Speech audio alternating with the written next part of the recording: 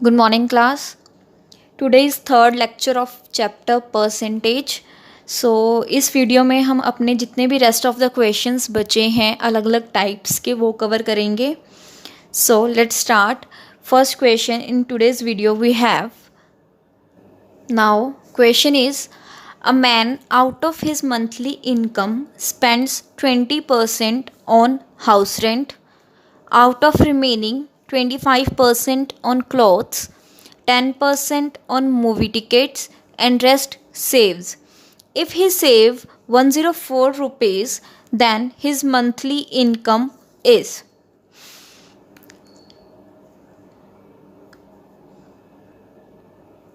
Sorry 10400 rupees. Now इस question को हम कैसे करेंगे. वही कि मान लो जो मैन है उसकी सैलरी या उसकी इनकम जो है वो 100 रुपीज़ है. ठीक है जी. सो इस 100 रुपीज़ में वो 20%, हम 100 क्यों कंसीडर करते हैं, क्योंकि 100 के रिस्पेक्ट में जो परसेंटेज कैलकुलेट करना है वो थोड़ा ईजी हो जाता है. सो 100 का 20% क्या होगा, 20 ही. सो उसने 20 रुपीज़ कहाँ लगाए, हाउस रेंट में. हम इसको लिख देंगे HR. ठीक है. सो बचे कितने, 80 rupees. So out of 80 he said, out of the remaining मतलब इस 80 में से वो 25% कहाँ लगा रहा है, क्लोथ्स में. सो 25% किसका, 80 का. यहाँ पे हमने निकाला 20%, यहाँ है 25%. And we know 25% is 1/4. So 1/4 of 80 is 20. So 20 rupees वो कहाँ लगा रहा है, क्लॉथ्स में. 10% ऑन मूवी टिकट्स, 80 का 10% इज़ 8. सो मूवी टिकट्स पे उसने कितने लगाए, 8 rupees. And the rest save. Now 20 rupees on clothes, 8 on movie tickets, total is 28. सो 80 में से 28 रुपीज़ जो है वो लग चुके हैं. जो कितने बचे, 52 रुपीज़. कितने बचे, 52 rupees. 52 plus 8 is 60 plus 20 is 80. तो हमारे पास ये वैल्यू आ गई. सो जो 50 रुपीज़ हैं ये क्या कर रहा है, वो save according to our salary. हमने 100 रुपीज़ उसकी सैलरी कंसिडर करी और उसके अकॉर्डिंग हमने अपना चार्ट बनाया. नाउ हमारे अकॉर्डिंग 52 रुपीज़ वो सेव कर रहा है, बट अकॉर्डिंग टू क्वेश्चन वो कितने रुपीज़ सेव कर रहा है, 10400. 10400. इट मीन्स 52 की वैल्यू क्या है, 10400, दैट इज़ 10,400 रुपीज़. तो यहाँ से 1 की जो वैल्यू आएगी वो आएगी 200, because 52 into 2 is 104. So again हमारे पास 1 की वैल्यू आ गई तो रेस्ट ऑफ द वैल्यूज़ निकालनी ईजी है. बट हमसे क्या पूछा है, monthly income, that is 100. So 100 की वैल्यू क्या आई, 200 into 100. So we get 20,000 rupees. So उसकी मंथली सैलरी क्या आई, 20,000 रुपीज़. अब यहाँ पे अगर मंथली सैलरी ना भी पूछा होता, आपसे पूछा होता उसने हाउस रेंट पे कितने लगाए, तो आप 20 से मल्टीप्लाई कर देते 1 को. अगर पूछते क्लॉथ्स पे कितने लगाए तो भी हम 20 से मल्टीप्लाई कर देते. अगर मूवी टिकट्स पूछता तो 8 से कर देते. बस एक बार चार्ट ड्रॉ करना है हमने सही से, ठीक है. और अकॉर्डिंगली हमने 1 की वैल्यू फाइंड आउट करनी है हमारी इन्फॉर्मेशन के अकॉर्डिंग, ठीक है. सो अगर 1 की वैल्यू हमारे पास आ गई तो हम रेस्ट कोई भी वैल्यू हमसे पूछ ले, हम सारी जो है वो कैलकुलेट कर सकते हैं. Next question we have.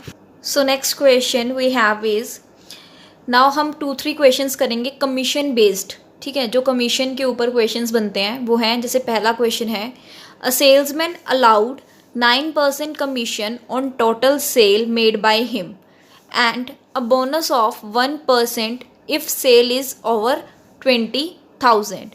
If total earnings of salesman is 7,800, then we have to find the total sale made by him. इसमें कहा है कि एक सेल्समैन है, वो जितनी भी सेल करता है टोटल सेल उस पर वो 9% कमीशन बनाता है, ठीक है. अगर मान लो 100 रुपये की सेल है तो वो 9 रुपीज़ अपने पास रखेगा, ठीक है. एंड द रेस्ट जो भी 91 रुपीज़ हैं वो जो भी कंपनी है उसको दे देगा, ठीक है। इसमें कहा है कि अगर उसकी सेल 20,000 से ज़्यादा होती है तो उसको बोनस 1% अलाउड है। मतलब आफ्टर 20,000 जितने भी पैसे होंगे वो उस पर कितना चार्ज करेगा, मतलब कमीशन रखेगा 10%, ठीक है। If total earnings of salesman is 7,800, कहते हैं कि अगर सेल्समैन की टोटल अर्निंग्स जो हैं वो 7,800 रुपीज़ हैं, then find the total sale made by him. तो हमें बताना है कि उसने टोटल सेल कितनी करी। नाउ इसमें दो सिनेरियो हैं, एक है कि एक तो सेल जो 20,000 से कम है एंड द अदर इज़ 20,000 से ज़्यादा है, ठीक है जी। सो 20,000 या उससे कम वाली पे उसको कितना कमीशन मिलेगा, 9% एंड ज़्यादा पे मिलेगा 9% plus bonus 1%, that is total of 10%, ठीक है। नाउ हमें यहाँ पे टोटल अर्निंग्स गिवन है, ठीक है। हमें पता है कि हम अपनी किसी भी परसेंटेज को अकॉर्डिंगली इस वैल्यू के इक्वल कब रख सकते हैं, जब वो हर केस में सेम हो, ठीक है। अब यहाँ पे 9% है, यहाँ पे 10% है, ऑब्वियसली 9 + 10 तो नहीं हम कर सकते यहाँ पे, तो हम क्या करेंगे, या तो इस 10% को हम कुछ 9% में चेंज करें या फिर इस 9% को 10 में, ठीक है। इन दोनों को हम सेम करने की कोशिश करेंगे। अब हमें पता है कि उसकी अर्निंग्स कितनी है, 7,800, ऑलराइट। मान लो कि अगर उसको इस 9% की जगह 10% ही मिला होता, से इस 9% की जगह उसको 10% कमीशन ही होता, तो मतलब यहाँ पे हमने कितना ऐड किया, +1%, और 20,000 का +1%, मतलब 1% कितना है ऑफ 20,000 इज़ 200 रुपीज़। अगर उसको यहाँ पे 1% कमीशन ज़्यादा होता तो वो 200 रुपये ज़्यादा कमाता, ठीक है। अगर 200 रुपये वो ज़्यादा कमाता, अभी उसकी अर्निंग हमें 7,800 गिवन है, तो अगर 200 रुपये ज़्यादा कमा लेता तो उसकी अर्निंग्स कितनी होनी थी, 8,000। इट मीन्स नाउ उसके जो टोटल अर्निंग है वो कितनी है, 7,800 प्लस जो हमने अपनी तरफ से उसको 1% एक्स्ट्रा दिया, दैट इज़ 200। सो टोटल बन जानी थी 8,000। अब दोनों साइड जो कमीशन है वो सेम है, दैट इज़ 10%। इट मीन्स ये जो है वैल्यू अर्निंग, मतलब उसका कमीशन, जो भी उसने कमीशन रख के वैल्यू कमाई, सो 10% की वैल्यू हमें क्या गिवन है, 8,000, ओके। सो यहाँ से 1% की वैल्यू क्या है हमारे पास, 800। पूछा क्या गया है, total sale, it means 100%। So 100% की वैल्यू आएगी 800 × 100, दैट इज़ 80,000 रुपीज़। दोबारा समझ लो, क्योंकि ये बहुत जो है समझने वाला पॉइंट है कि दोनों साइड हमारी जो कमीशन है वो सेम नहीं है, ठीक है। हम दोनों साइड कमीशन अपनी सेम रखेंगे, उसको रखने के लिए हम क्या करेंगे, इस 9% को भी 10% में कन्वर्ट करेंगे। और वो कैसे कन्वर्ट करेंगे, अब 9% को 10% बनाना है, मतलब 1% जो है वो ऐड करना पड़ेगा। सो 20,000 का 1% कितना होता है, 200 रुपीज़। अब हम अपनी मर्ज़ी से ऐड तो नहीं कर सकते यहाँ पे कि 9 था हमने 10 बना दिया, तो 200 रुपीज़ जो है वो एक्स्ट्रा आ गई, 10 बनाने के चक्कर में वो 200 रुपीज़ जो है वो एक्स्ट्रा आ गई। तो इस 200 रुपीज़ को हम कहाँ एडजस्ट करेंगे, उसकी अर्निंग्स में, ऑलराइट। सो अर्निंग्स क्या हो गई अब, 8,000। हम 10% को 7,800 के इक्वल नहीं रखेंगे, बल्कि किसके इक्वल रखेंगे, 8,000 के, ठीक है। वहाँ से फिर हम अपनी बाकी जो वैल्यूज़ है वो कैलकुलेट करेंगे। ऐसा ही एक और क्वेश्चन देखते हैं। नाउ नेक्स्ट क्वेश्चन सिमिलर है पिछले क्वेश्चन का, बस वैल्यूज़ चेंज्ड हैं। इसमें कहा गया है कि अ salesman allowed 5.5% commission on total sale made by him and a bonus of 0.5% on sale over 10,000। Total earnings जो है वो 1990 है, तो हमें टोटल सेल बतानी है। नाउ हमें कौन सा पॉइंट शुरू करना है कि ओवर 10,000, ठीक है। तो मान लो एक तो है 10,000 तक का जो भी सेल और अदर साइड है 10,000 से अबव की सेल। सो मैंने प्लस साइन लिख दिया फॉर द अबव और ओवर सेल, ठीक है। सो 10,000 तक तो उसको कमीशन मिलेगा 5.5% एंड अबव सेल के लिए उसको एक्स्ट्रा हाफ मिलेगा, मतलब 5.5 plus half that is 6%। Now अब इन दोनों परसेंटेज को हम सेम करेंगे, सो इट मीन्स हम इसमें कितना ऐड करेंगे, हाफ। सो इसमें हाफ परसेंटेज हम ऐड करेंगे सो दैट हमारी ये परसेंटेज क्या बन जाए, 6%। Now half percentage of this 10,000, half percentage of 10,000 is, we know 1% is 100, so half percentage is 50. So half percentage of 10,000 is 50. So it means extra जो उसकी earning रहेंगी वो 50 रुपीज़ ज़्यादा रहेंगी। अब वो 1990 नहीं कमा रहा है, अब वो कितना कमा रहा है, 1990 प्लस 50 रुपीज़, क्योंकि हमने इसको क्या बना दिया, 6%। सो नाउ जो उसकी टोटल अर्निंग्स हैं वो हैं 1990 plus 40 rupees, sorry 50 rupees. So it means 2040 rupees. So accordingly ये क्या है, अर्निंग्स, हमारे अकॉर्डिंग अर्निंग्स क्या है, 6%। सो 6% की वैल्यू आई 2040। इट मीन्स 1% की वैल्यू है हमारे पास, divide by 6 that is 340 rupees. So total sale that is 100%, वो होगी 3400 and 0 that is 34,000 rupees. Clear, okay. अब इसी में कमीशन बेस्ड क्वेश्चन एक और आ सकता है कि आपको टोटल अर्निंग्स की जगह पे गिवन हो कि टोटल डिपॉजिट कितना किया उसने, ठीक है। वैसा एक क्वेश्चन देखते हैं। So next question we have is, a salesman allowed 12% commission on total sale made by him and 1% bonus on sale above 15,000 rupees. If salesman deposits 52,350 rupees in company after deducting his commission, find total sale.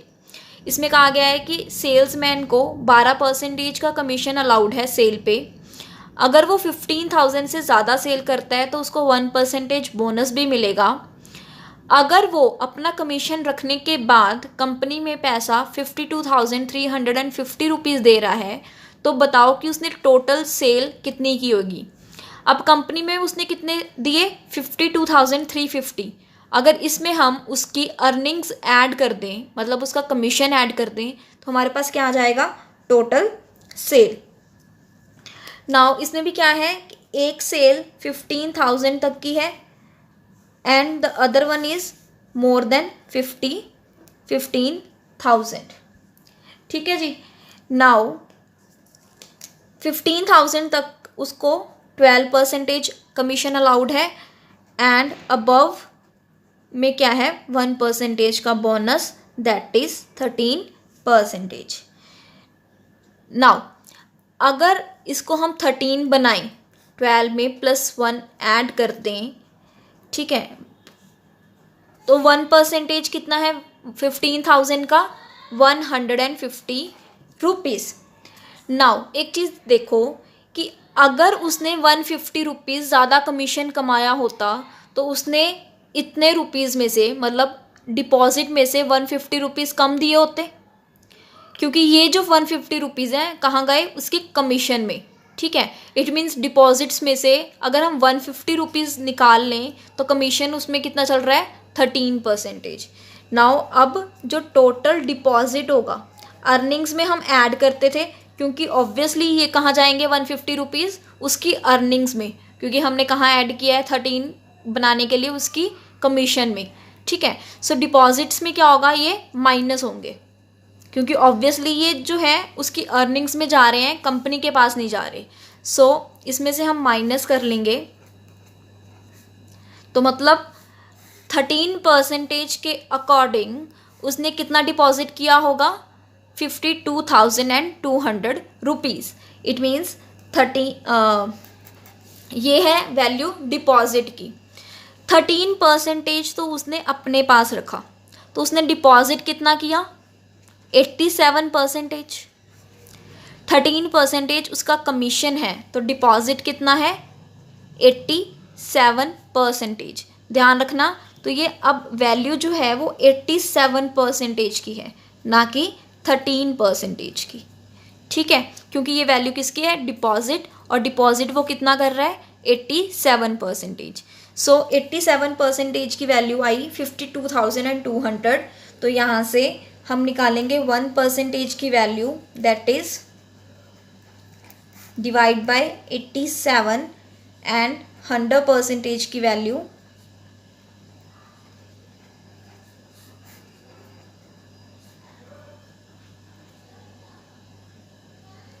Now जब आप इसको solve करोगे तो आपके पास value आ जाएगी ये 60,000।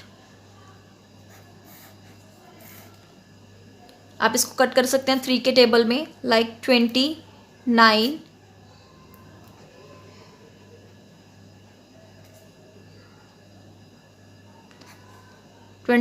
into 6 is 174। सो हमारे पास value आ गई 60,000। ऑलराइट, डिपॉजिट के केस में हम माइनस करेंगे जो भी हमने परसेंटेज से निकाला, और अर्निंग्स के केस में हम इसमें ऐड करते हैं। और आई होप वो क्लियर हो गया हो कि क्यों ऐड करते हैं, क्यों माइनस कर रहे हैं। जो नेक्स्ट अब क्वेश्चन कर रहे हैं हम, वो अब कंजम्पशंस के ऊपर है। नाउ नेक्स्ट क्वेश्चन जो है वो कंजम्पशंस के ऊपर बेस्ड है। अभी जो हमने क्वेश्चंस किए वो कमीशन बेस्ड थे, ठीक है। सो कंजम्पशन के जो ऊपर क्वेश्चंस आते हैं वो कुछ इस तरह से हैं। If a price of sugar is increased by 20%, then by how much percentage consumption will decrease so that expenditure will remain same। अब मान लो कि हमने 100 रुपये ही खर्च करने हैं शुगर ख़रीदने में, ठीक है। तो एक्सपेंडिचर तो हमारा सेम है 100 रुपये, ठीक है। अब अगर तो शुगर का रेट कम होगा तो हमारी ज़्यादा क्वांटिटी में शुगर आएगी, अगर शुगर का रेट ज़्यादा हो जाएगा तो वही कम क्वांटिटी में आएगी, ठीक है। सो इट मीन्स जो शुगर एंड जो कंजम्पशन है वो क्या है, इन्वर्सली प्रोपोर्शनल। जैसे ही शुगर का रेट बढ़ेगा, कंजम्पशन हमारा जो मटेरियल है या क्वांटिटी है वो कम आएगी, और जैसे ही शुगर का रेट कम हो जाएगा उतनी ही हम ज़्यादा चीनी खरीद सकते हैं, ठीक है। सो इन क्वेश्चंस को हम कैसे करेंगे। नाउ मान लो कि पहले हम 100 kg शुगर आ रही थी, शुगर का प्राइस जो है वो 100 रुपीज़ था। अब वो इंक्रीज़ होकर कितना हो गया है, 20%। सो 100 का जो 20% है वो क्या है, 20। सो अब शुगर का जो प्राइस है वो क्या हो गया, 120, ठीक है। मान लो कि इनिशियल शुगर का जो प्राइस था वो 100 था, अभी कितना हो गया है, 120। बट जो एक्सपेंडिचर है, जो हमारा खर्चा है, वो अभी भी 100 ही है। एक्सपेंडिचर जो है वो सेम है, ठीक है। हम जो ये वैल्यू होगी शुगर की, जो इंक्रीज़ होके आई है या डिक्रीज़ होके आएगी, इसको हम बेस वैल्यू लेंगे, ठीक है। अब हमने निकालना है कि how much percentage consumption decreases. So पहले 100 रुपये में अगर हम देखें तो 100 kg मान लो शुगर आ रही है, अभी क्योंकि बढ़ गया है तो कंजम्पशन होगी वो कम हो जाएगी, ठीक है। सो कितना डिक्रीज़ हुआ यहाँ पे, 20। 100 एंड 120 में डिफरेंस क्या है, 20। सिंस यहाँ पे डिक्रीज़ हुई है कंजम्पशन, तो हम नीचे वैल्यू जो लेंगे वो कौन सी लेंगे, बड़े वाली, दैट इज़ 120, ठीक है जी। सो इसको हम सॉल्व करेंगे तो आएगी हमारे पास 1/6 रेशियो। इट मीन्स 16.67% डिक्रीज, और ये किस में डिक्रीज है, हमारा कंजम्पशन में। ऑलराइट, दोबारा देख लो कि अब अगर प्राइस शुगर का 100 है, बढ़ के क्या हो गया 120, एक्सपेंडिचर हमारा अभी भी 100 है। आप इन क्वेश्चंस को कुछ इस तरह से लिखेंगे, ठीक है। जो भी ये नीचे शुगर की प्राइस आएगी हम इसको बेस वैल्यू लेंगे, and most of the question में यहाँ पे हम बेस वैल्यू ही लिखेंगे।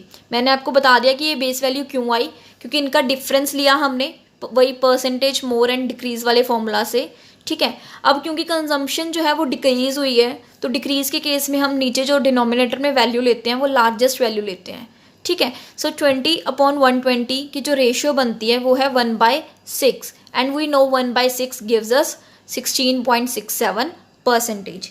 इसका सिमिलर एक और क्वेश्चन है, वो देखिए। In next question we have price of sugar is increased by 20%, by how much kg consumption is decreased so that expenditure increases by 5% only. He originally consumed 240 kg of sugar. इसमें वही है कि sugar का price बढ़ गया है 20%, और साथ साथ एक्सपेंडिचर भी जो है, हमारा खर्चा भी है वो भी 5% हमने बढ़ा दिया। तो हमने बताना है कि कितने परसेंटेज जो कंजम्पशन है वो डिक्रीज़ हो जाएगी, ठीक है, अगर वो ओरिजिनली 240 kg शुगर जो है वो कंज्यूम कर रही है। नाउ वही पहले हम कुछ ना कुछ इसकी रेशियो बनाएंगे, और रेशियो के अकॉर्डिंग जो है हम इसको सॉल्व करेंगे। पहले मान लो कि अगर शुगर का प्राइस 100 था, अभी वो 20% इंक्रीज़ होके कितना हो गया है 120। वही एक्सपेंडिचर जो हमारा 100 था, अभी वो इंक्रीज़ होके कितना हो गया है 5%, दैट इज़ 105। ये है शुगर का प्राइस, और ये हमें बताएगा एक्सपेंडिचर, ठीक है जी।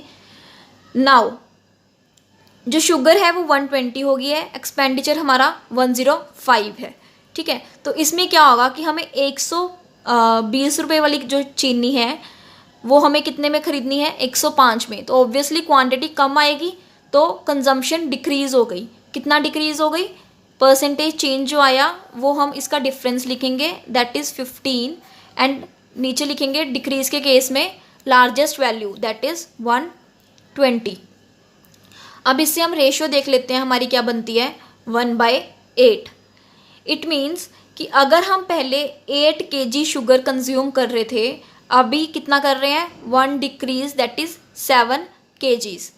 सो ओरिजिनली जो शुगर कंज्यूम हो रही है ये ओरिजिनल बताएगा, जो न्यूमरेटर है वो हमें बताएगा कि कितना इंक्रीज़ या डिक्रीज़ हो रही है कंजम्पशन, और उसके अकॉर्डिंग हम ओरिजिनल में प्लस या माइनस करके हमारा करंटली हम कितना कंज्यूम कर रहे हैं वो वैल्यू आएगी।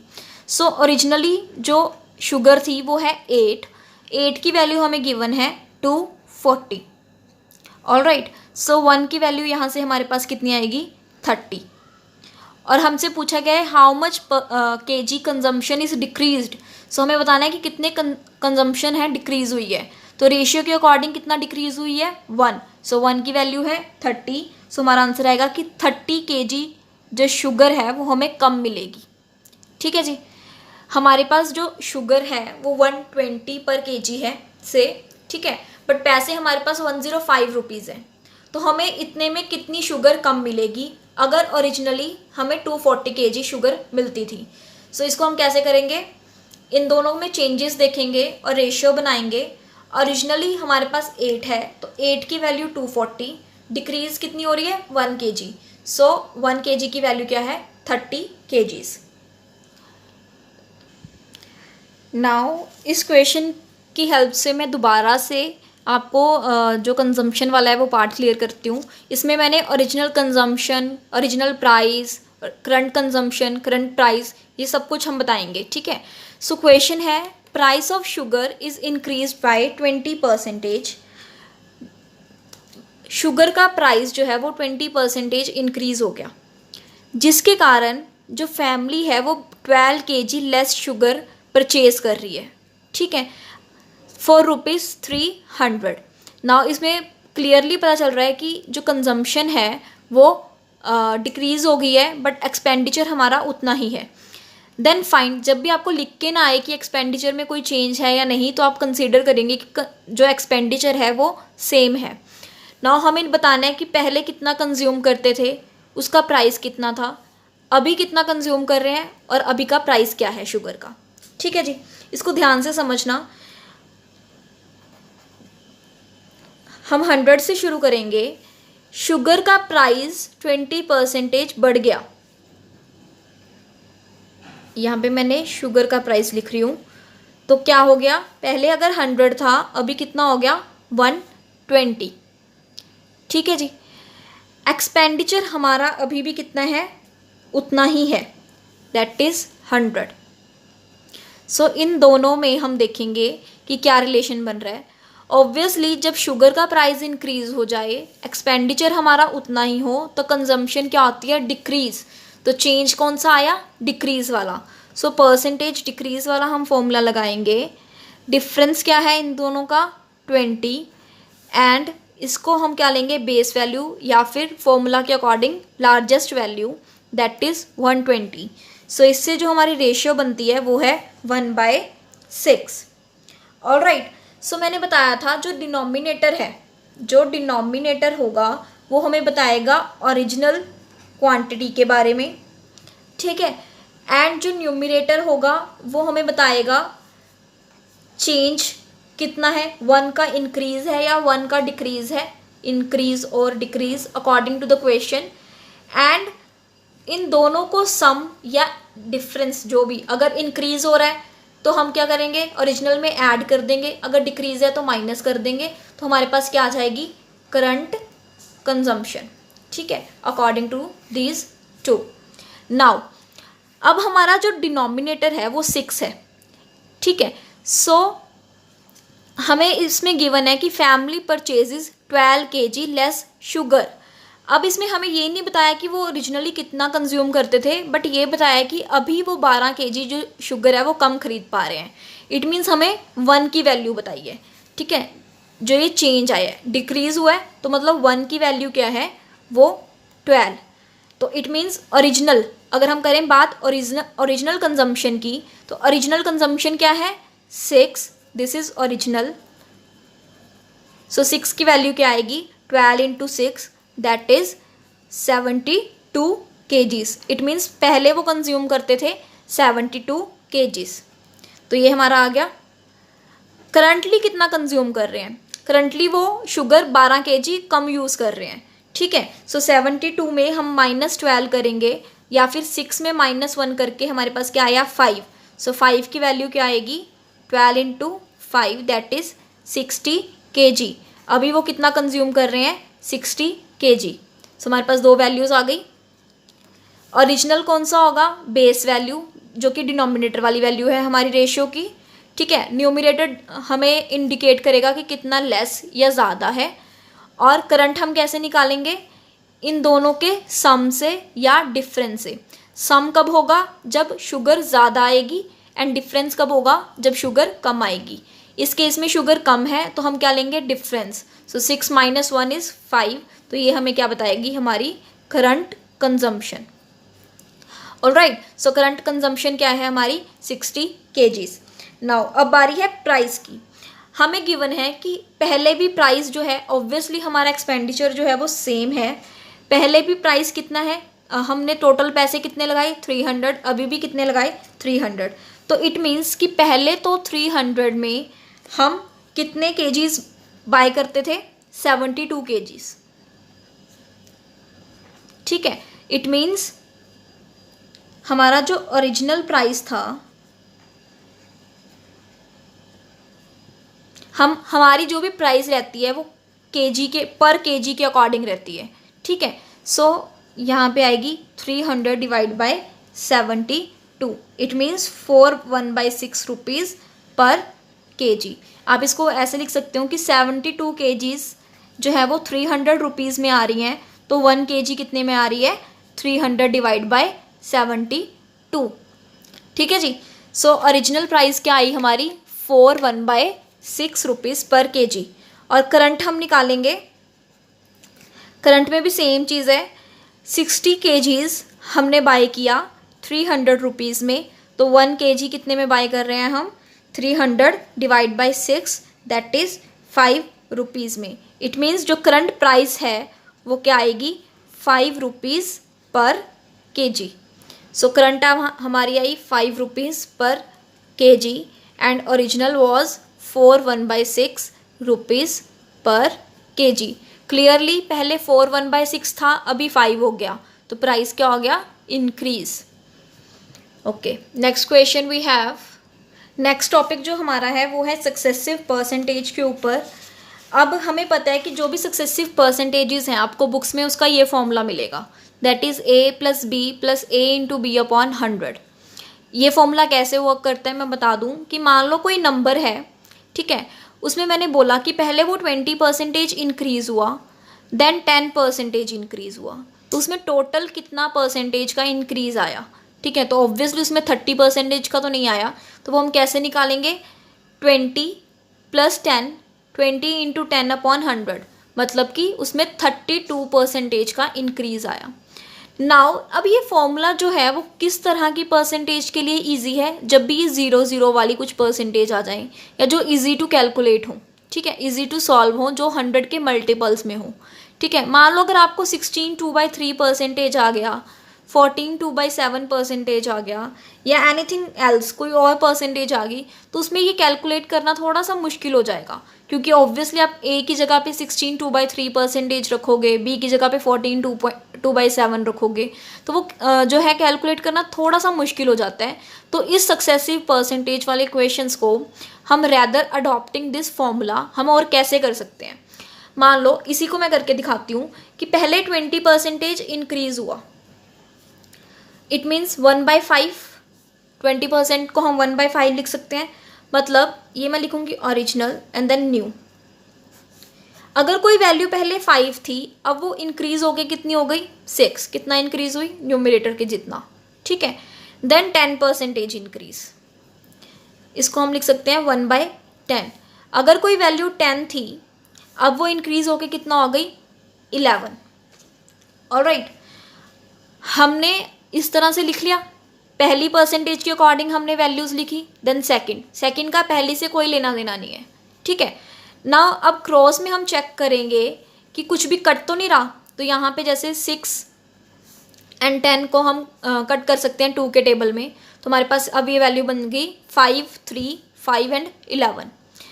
तो अब हम जो लेफ्ट हैंड साइड है इनको आपस में मल्टीप्लाई करेंगे एंड राइट हैंड साइड वालों को आपस में, तो हमारे पास ये बन गए 25 एंड 33।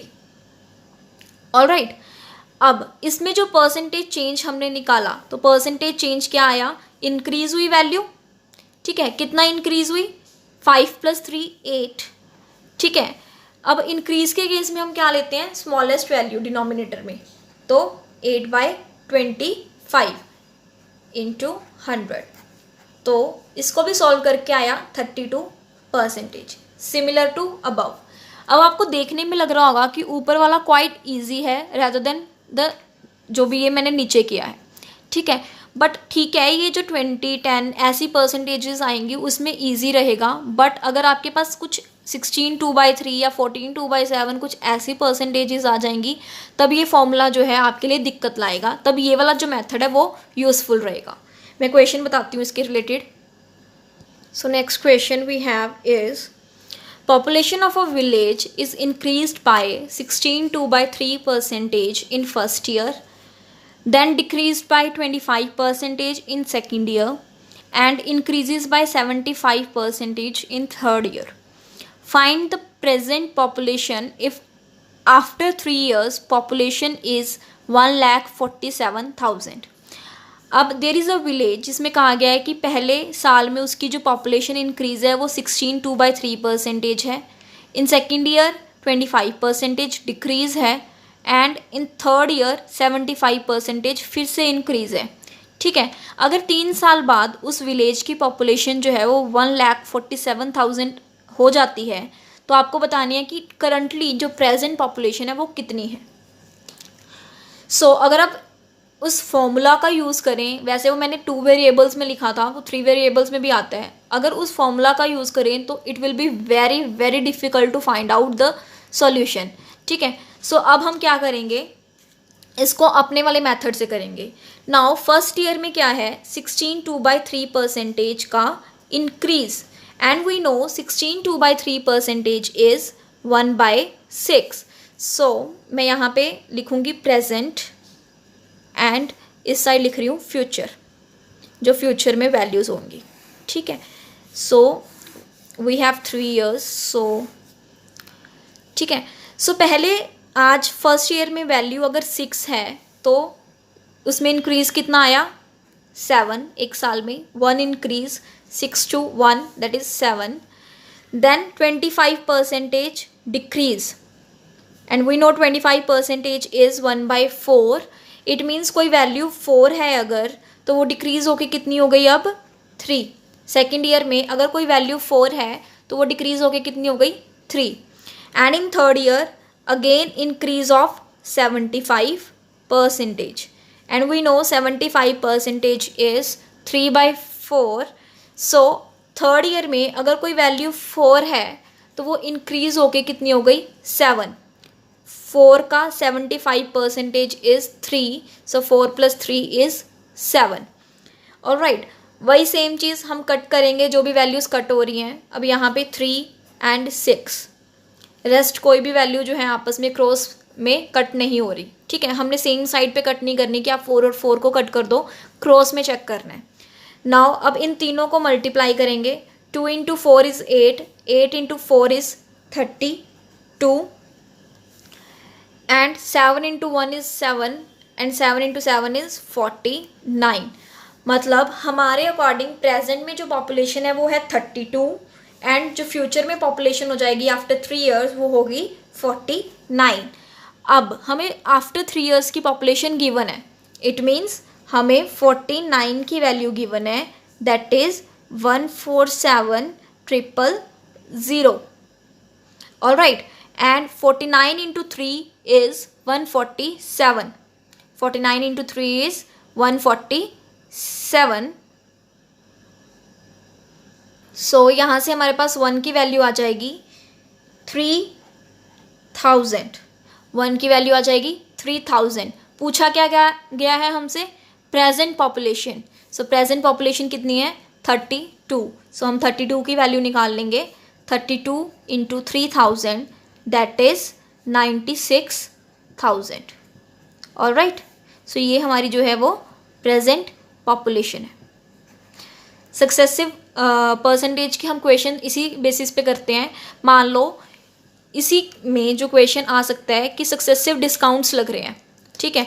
मान लो कि कोई शॉपिंग करने गए, पहले मॉल पे 20% का डिस्काउंट लगा, देन 30% का डिस्काउंट लगा, तो बताओ टोटल परसेंटेज का डिस्काउंट कितना है। तो अगर पहले 20% लगा मतलब 1/5, एंड 30% इज़ 3/10। मतलब अगर कोई वैल्यू पहले 5 रुपये की थी तो अभी वो कितनी हो गई है 4 की, बिकॉज डिस्काउंट हुआ है, ठीक है, कम हुआ है। सेकंड क्या हुआ कि अगर कोई वैल्यू 10 थी तो वो डिस्काउंट होने के बाद कितनी हो गई है 7। क्रॉस में चेक करेंगे कि हम कुछ कट तो नहीं रहा, तो ऑब्वियसली 4 और 10 आपस में कट रहे हैं, तो इसको हम सॉल्व करेंगे तो हमारे पास आया 25, एंड 2 × 7 इज़ 14। तो कोई वैल्यू पहले 25 रुपये की थी, अभी हमें कितने में मिल रही है 14 रुपीज़ में। तो परसेंटेज चेंज कितना आया, यहाँ पे डिफरेंस लेंगे हम इन दोनों का, 6 + 5 दैट इज़ 11, एंड क्योंकि ये डिक्रीज़ हुआ है तो बेस में हम क्या लिखेंगे, the largest value that is 25 × 100। So it will gives us 44%, which is a 44% का टोटल डिस्काउंट। ओके, ऐसे जितने भी आपको क्वेश्चंस आएंगे कि पहले इतना डिक्रीज़ हो रहा है या इतना इंक्रीज़ हो रहा है, उसको आप इसी टाइप में करेंगे। सो लास्ट टाइप जो हमारे पास परसेंटेज की है वो है, तो नेक्स्ट क्वेश्चन जो हमारी टाइप है बचती है वो है वेन डायग्राम की, ठीक है। इसके रिलेटेड जो भी क्वेश्चंस बनते हैं वो हैं लाइक कि मान लो कि देयर इज़ अ क्लास, और उस क्लास में जो बच्चे हैं, ठीक है, उसका जो 45% जो बच्चे हैं वो इंग्लिश में फ़ेल हो गए, ठीक है, एंड 35% ऑफ टोटल मैथ्स में फ़ेल हैं, एंड 15% ऑफ टोटल किस में फ़ेल है, दोनों सब्जेक्ट्स में, मतलब इंग्लिश एंड मैथ बोथ, ठीक है। तो हमें बताना है कि इंग्लिश एंड मैथ्स में कितने बच्चे पास हैं, तो उनकी परसेंटेज बतानी है। तो इस क्वेश्चंस को हम कुछ इस तरह से करेंगे, हम ड्रॉ करेंगे जितने सब्जेक्ट्स उतने circles. So we have English and maths, so English and maths. Now अब ये हमें टोटल का गिवन है 45%, ठीक है। अब जो बच्चे, कुछ बच्चे ऐसे भी हैं जो इंग्लिश में भी फेल हुए हैं और मैथ्स में भी, ठीक है। तो अगर हम सिर्फ ओनली इंग्लिश की बात करें, मतलब जो दिस पार्ट है, this area, it represents the only English, ठीक है, and this area represents only math, and जो सेंटर वाला है वो कॉमन, मतलब बोथ के लिए है, ठीक है। हम ये जो वेन डायग्राम बना रहे हैं वो फेल वाले बच्चों की बना रहे हैं, ठीक है।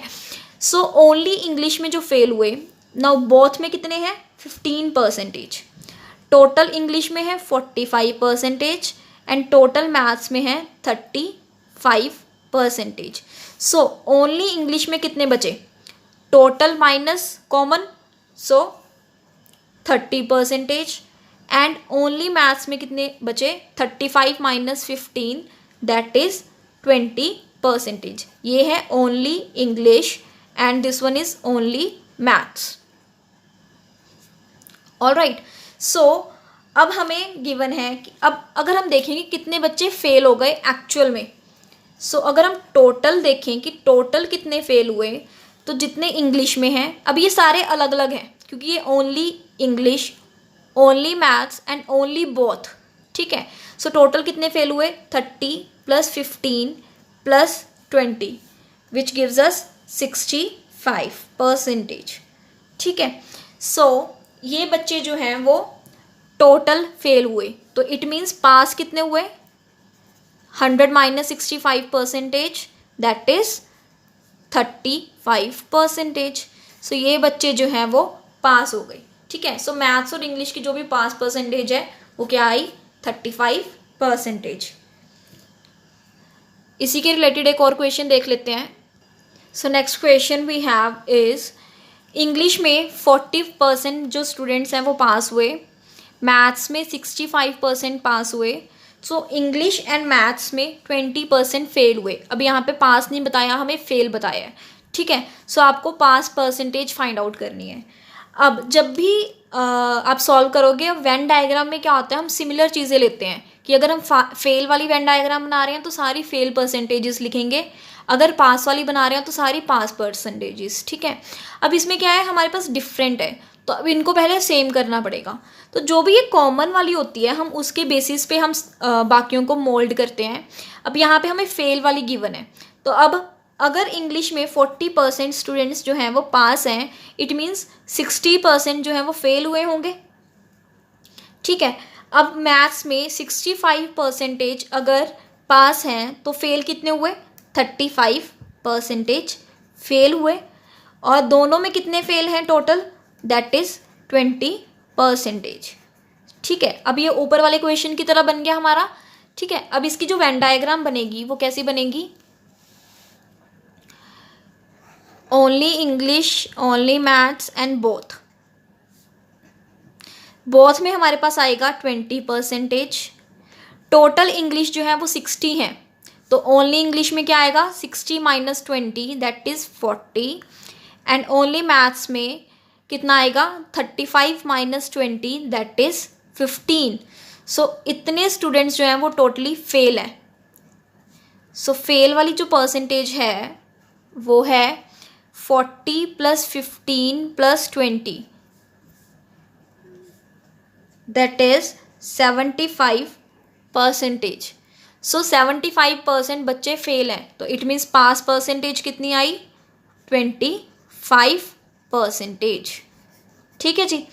सो एक चीज़ ध्यान रखनी है कि जो भी डायग्राम आप बना रहे हो उसमें सारी या तो पास परसेंटेजेस आपको लिखनी है या फिर सारी फेल, और ये भी ध्यान रखना है कि कौन सी आप ऐड कर रहे हो, इंग्लिश दोनों सब्जेक्ट्स का only part and both part, सिर्फ ये ऐड होगा, ना कि 60, 35, 20 कुछ इस तरह से ऐड होगा। तो ऑब्वियसली 60 + 35 + 20 ये 100 से अबव परसेंटेज चली जाएगी और ये रॉन्ग हो जाएगा, ठीक है। आपकी जो टोटल परसेंटेज आएगी वो 100 से कम आनी चाहिए, ठीक है जी। नाउ मैंने हर टाइप का क्वेश्चन जो है वो ऑलमोस्ट कवर करवा दिया है। हार्डली एक आधा कुछ रहता होगा, वो भी सिमिलर ही होगा। तो प्लीज़ ट्राई करना क्वेश्चंस को, और यहाँ पे आपका जो चैप्टर है वो कंप्लीट होता है। Thank you.